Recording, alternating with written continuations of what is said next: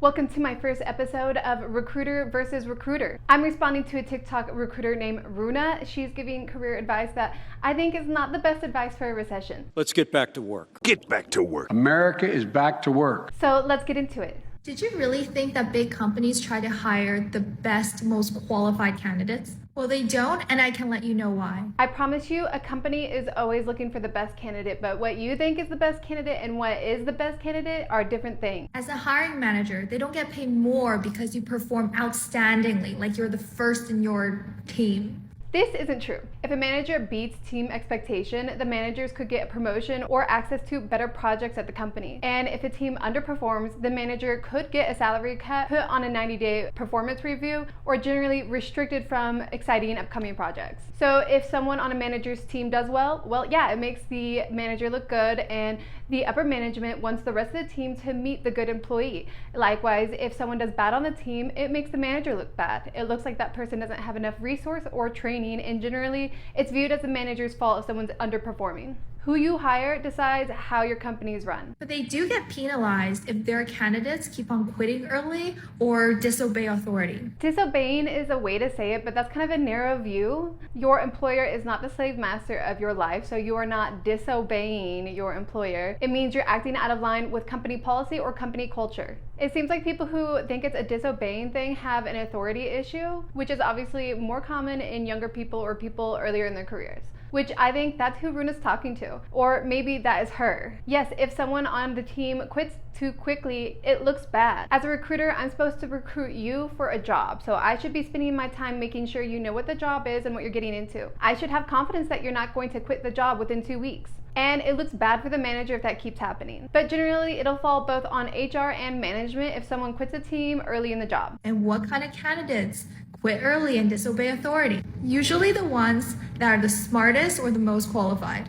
Qualified in terms of experience, intelligence. This has no validity. Google would not be able to grow as fast as it has if it couldn't hire the most intelligent people or the most qualified people. Not every job needs someone who is smart or qualified. Sometimes a senior role is targeted for someone that is just barely a senior, not a super senior. Sometimes a job needs experience but not necessarily intelligence. Sometimes a team can afford to hire entry level and sometimes they can't. And sometimes intelligent people find the most creative ways to work less, or they find ways to be overpaid. Hence why the overemployment movement is predominantly a tech industry thing. Companies do want to hire intelligence and experience, but those are not the only factors. If you want to know who companies decide to hire, think bigger picture. The team budget dictates the salary. Every team has different dynamics of more or less experienced people, and every team has different team goals and different urgency. Every manager has their particular interests or likes that they like to see in team members, such as CS degree or boot camper, which has nothing to do with intelligence or skill. Runa is talking from the candidate perspective. She thinks the best qualified person does the best at the job, and that's it. But even the economy dictates who is hired.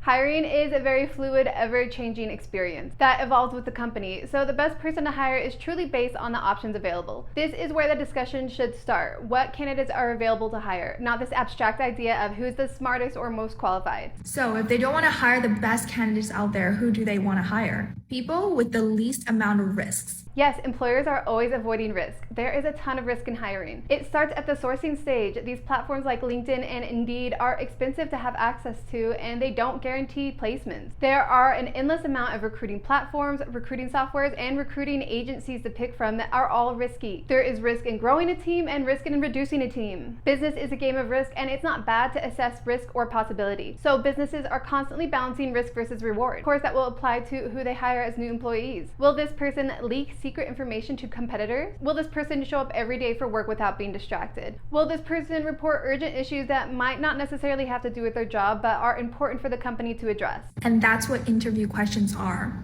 To measure your risk.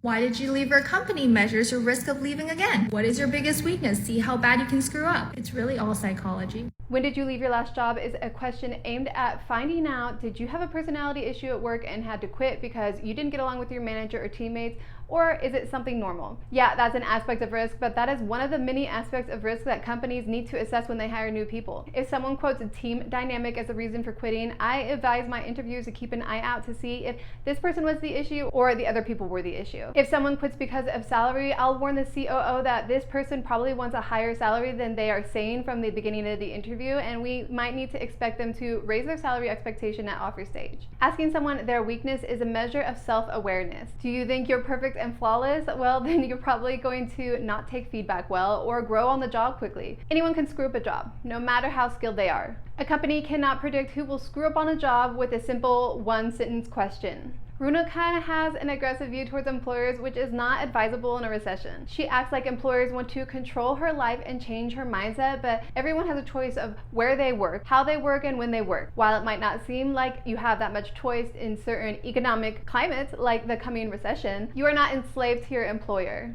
We can't control every aspect of work, but we still have choices. And of course, the interview process uses psychological tricks or techniques. They only have a few meetings with you before they commit to keeping you on the team possibly for years and paying you thousands of dollars. Give these employers a break. It's a big risk hiring, and it's hard to find out who's good to hire. If you only had 3 dates before choosing who was your boyfriend or girlfriend, I think it would be a difficult choice for you. And on those dates, you would probably ask as many questions as possible. This isn't a war between employer and employee. It's always a mutual relationship. And if you feel your salary isn't a mutual exchange for the level of intensity of work that you're doing, then look elsewhere. If you are on the job search and looking for ways to breeze past interview questions, please subscribe to my channel. I have a playlist called Professional Job Seeker with interview and job tips. I have updates on this channel all the time about the tech industry and the changing economy. Consider the context of who you take advice from. Runa looks very cute with her dyed hair, her nails, her useless eyeglass chain, and big glasses. But clearly with her hand movement close to the face, she's more driven to create a social media following than to give good advice to people. And her advice certainly is not framed for a recession. You still can get impressive job increases and get better jobs like Runa is encouraging people online to do. But I suggest moving forward with the changing economy to take that with a little bit grain of salt and act like companies. Become more conservative at work or on your job search. Thanks for watching this video and my channel. Please subscribe. I get like 95% of people who watch my videos don't subscribe, which is crazy. So